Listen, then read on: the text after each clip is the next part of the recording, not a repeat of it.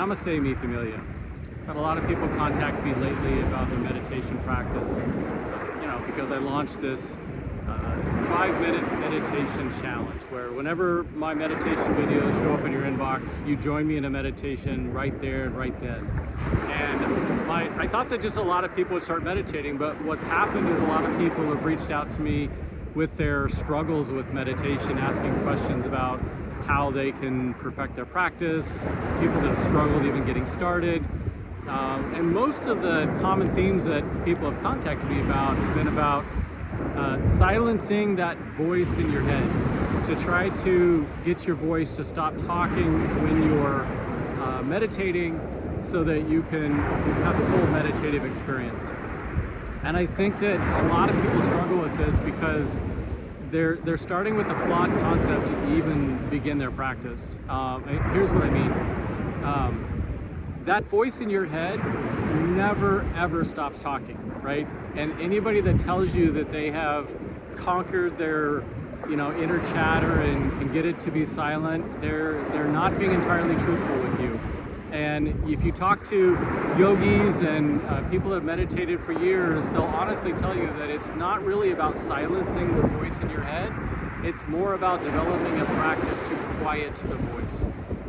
And so let's explore what that means. So a lot of beginner methods, and unfortunately in the West, we tend to turn everything into an algorithm, and we try to make everything a formula. And we think like there's a secret formula out there for everything, and if we can just discover what it is, we'll be able to master it. And somehow we don't have the ingredient list for what that formula is. So in the West, that's kind of how we think of ourselves as seekers, as seeking the secret formula. In reality, that doesn't exist, right? So there is no secret formula that will, or technique that will silence the voice in your head. There are breathing techniques that are often recommended, and let me be clear from the very beginning, breath work is amazing. Breath work can do unbelievable things for your mental clarity as well as health benefits for your body. So I'm not knocking breath work at all in this. But focusing on your breath is often portrayed to people that want to begin a meditation practice as something that will silence the voice in your head. And then you start meditating and you focus on your breath, and you notice that, yeah, when your mind is focused on your breath, it isn't chattering as much, but it doesn't really stop it, right? And so here's the challenge.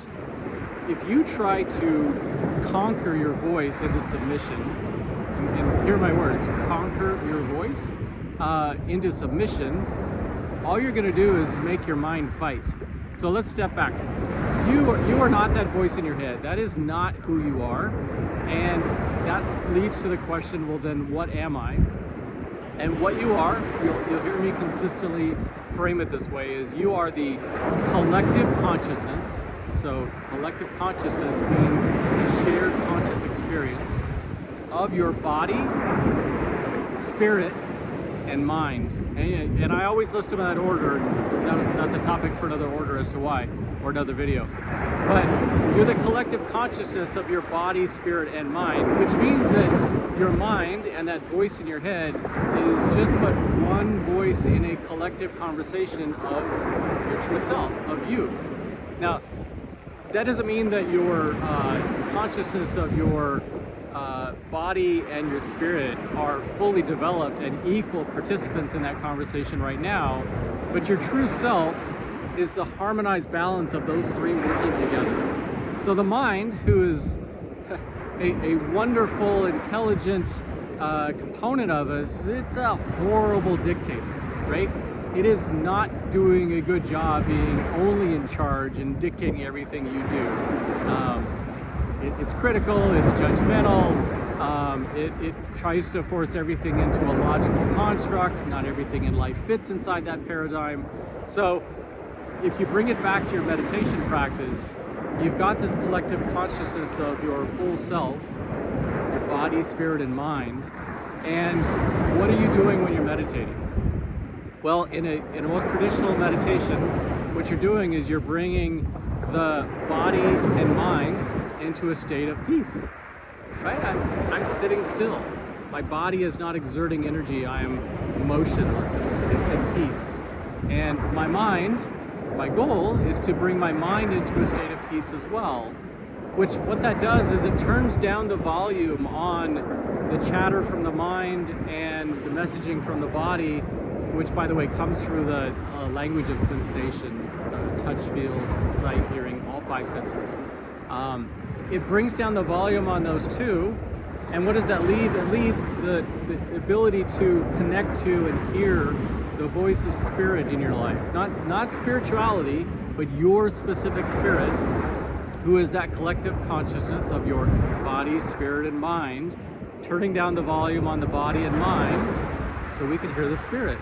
That's a meditation practice. So, backing up to that chatter of voice in your mind, if you think about the mind as a equal part of you, and not demonizing the mind, like not making the mind out to be something wrong with you or broken or something that has to be conquered, but rather something that is a integral part of who you are and has a role to play, but we don't want that mind to be a dictator in our life. We want it to be a partner with the body and spirit, right? So when we try to conquer the mind into submission of like, you will shut up, you will not talk, it fights. You know, it fights you. It's not going to give up, right? What is the purpose of the mind? It's primarily to keep you alive. It guides and navigates you through life and helps you logically work through things. But from day one, its job is to keep you alive in this crazy world we live in. That's in essence what its core functionality is to keep you alive. So you can imagine that if you have a part of you that its job is to keep you alive, and you go to it and say, you shall step into the background and you shall not talk anymore, it's going to fight for survival, right? And so breath work is a great way to distract the mind, to not endlessly chattering and get into thoughts while we're trying to meditate, because our goal is to quiet the mind. But it's not a means to an end. Like, it's not a practice that magically disables the mind and makes it not chatter, but rather it's a teaching technique to let the mind experience meditation so that it can learn to trust that this is a good thing.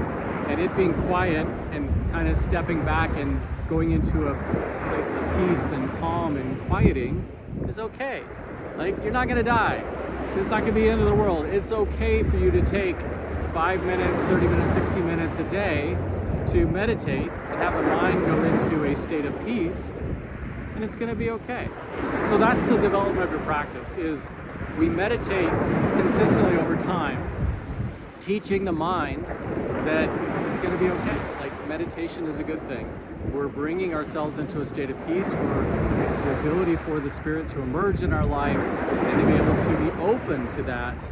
And this opens up the mind to be able to accept the spirit as a partner, that it's actually someone that can co-pilot our identity. Now, I know that consciousness of us is primarily through that voice in our head. So we experience life through that voice in our head, but if you think about it, you also experience life through the sensation of your body, right? So the five senses are how you are tactfully connecting to, you know, I've got the grit of the sand here, the heat from it being in the sun, I've got the sound of the surf behind me, I've got the visualization of being at the beach. I've got all five senses giving input into the environment that I'm in. My logical mind is processing that and moving things forward, but so too, I'm connected to spirit. And spirit is communicating to me in other subtle ways that are more like feeling than they are about language or tactile sensation. The three combine into a collective consciousness. So practices like yoga, where we unite all three to bring them into balance. Practices like meditation, where we bring the body and mind into a state of peace so that we can connect to spirit. These are bringing those three parts of us to the surface and letting them work together. And it isn't that you have to keep doing these things, is that once you develop that collective consciousness where all three are working together, you no longer have to meditate. You no longer have to do yoga in order to bring yourself into a state of peace. It becomes your natural equilibrium. Once you connect and are present to the spirit and body along with the mind in your collective consciousness, you can't not hear it anymore. It's part of your true self. Once your true self emerges, that's you, right?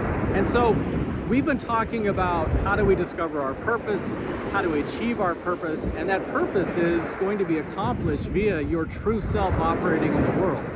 So by doing things like connecting with nature, by doing yoga, by meditating, we are training the body, spirit, and mind. We are turning up the volume on those three parts of our true self so that we, as the co-pilot navigating through all three of them together, can pursue our purpose, achieve our purpose, and ultimately help other people, because that's why we're here, right? So I hope this helps you with your own meditation practice. It's why I launched the 5-minute meditation challenge, because when we put so much thought into meditating of, being in a dark room with candles and the right music, and everybody in the house has to be quiet because we can't be distracted during No, meditate wherever you're at. It's why I'm meditating right here at the beach. Like, people are walking here, the surf's coming in. I was sitting here a minute ago and a wave just rolled up on me and over the camera. I'm glad it didn't get destroyed. The point is that you can do that anywhere, and it doesn't have to be a distract-free environment. So by 5-minute meditations, dropping down whenever one of these meditation challenge videos shows up in your feed, you're training your ability to not be, you are training your ability to not be so rigid about your meditation practice, and that strengthens it. That makes it powerful, where like, no matter what's going on in your life, no matter how bad a day you had, no matter what just happened to you, no matter what's going on right now, you can drop down into meditation and bring yourself back into that state of peace. Okay? Well, that's a lot to take in. Let me know if you have any questions. Reply to whatever channel you're on. Just reply back with the post. Let me know if you have any thoughts, questions, or things you'd like me to explore further. I'm Darby, and we'll talk soon.